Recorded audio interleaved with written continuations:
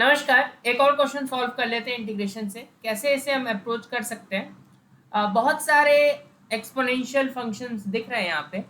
ई power x है, ई power 2x है, ई power minus x है। यहाँ पे अगर जब तक सब्स्टिट्यूशन नहीं करेंगे ई पावर एक्स के टर्म में सॉल्व करना, इसको देखना मुश्किल लग रहा है। लेकिन हम ये जानते हैं कि ई पावर 2x को ई पावर एक्स का स्क्वायर लिखा जा सकता है। फर्दर ई पावर माइनस एक्स को 1 अपॉन ई पावर एक्स लिखा जा सकता है।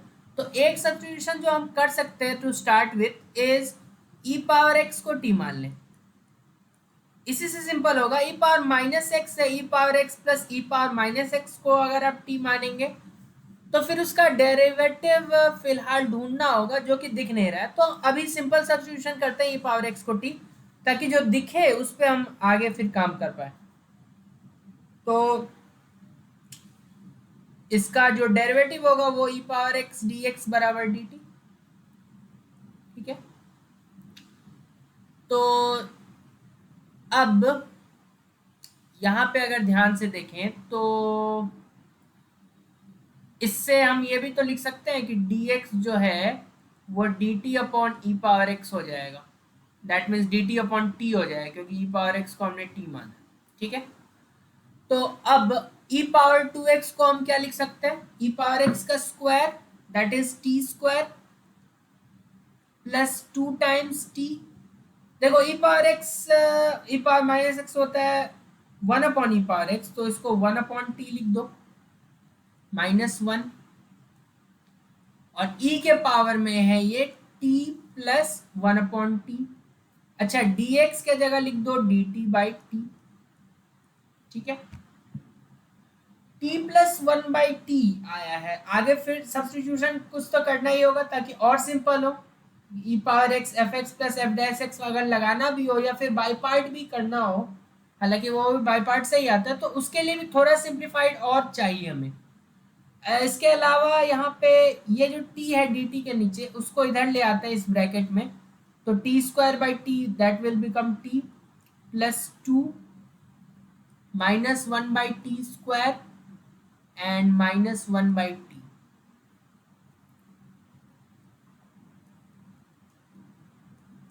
ठीक है। t प्लस 1/t अगर सब्सटीट्यूट भी करोगे तो उसका डेरिवेटिव तो चाहिए होगा, विच इज 1 - 1/t स्क्वायर। तो 1 - 1/t स्क्वायर तो है, लेकिन 1 नहीं है। ऐसा करते 1 बना लेते, क्योंकि 2 तो है हमारे पास, तो 2 को 1 + 1 लिखा जा सकता है। तो एक तो हम लिख सकते हैं 1 - 1/t स्क्वायर, ये हमने बना लिया। इसके अलावा जो 1 बच गया और t बच गया और -1/t बच गया, ये एक्स्ट्रा बच गया। ठीक है। तो इतना चीज हमारे पास अंदर है, और ये मल्टीप्लाइड है e का पावर t प्लस 1/t। ठीक है। देखो डेरिवेटिव तो मिल गया, मगर फिर इसका क्या करना है t - 1/t का, यह हमें सोचना होगा। ठीक है। तो ऐसा करते हैं कि इसको फर्दर सेपरेट कर देते हैं। इसको हम ऐसे देखते हैं, 1 को भी सेपरेट कर लिया। और क्योंकि हम सब्स्टिट्यूशन इस तरीके से ले रहे हैं कि या तो हमें t प्लस 1/t दिखे उसके बाद, या तो उसका डेरिवेटिव दिखे, तो हम ऐसा कर सकते हैं कि इसको इसके साथ मल्टीप्लाई कर सकते हैं। और ये वाला ब्रैकेट जिसका मैंने जिक्र किया, इसमें से अगर t कॉमन ले ले तो वापस डेरिवेटिव जैसा दिख जाएगा। तो पहले वही काम करते हैं, पहले t कॉमन लेते हैं उसमें से, क्योंकि डेरिवेटिव एक बार ही होना चाहिए। तो एक बार तो 1 - 1/t स्क्वायर है हमारे पास, वहां से t कॉमन लिया तो क्या बचेगा हमारे पास 1 - 1/t स्क्वायर। ठीक है। और ये +1 है हमारे पास, और e का पावर t प्लस 1/t। इतना इसीलिए किया जा रहा है क्योंकि डेरिवेटिव एक बार होना चाहिए। t प्लस 1/t कितने बार भी हो, लेकिन t - 1/t क्योंकि नहीं चाहिए था, इसलिए हमने ये एडजस्टमेंट किया। और जैसे ये एडजस्टमेंट किया तो डेरिवेटिव दिख रहा है, विच इज 1 - 1/t स्क्वायर। तो ये एक बार होना चाहिए क्योंकि, तो मैं इसको कॉमन ले लेता हूँ।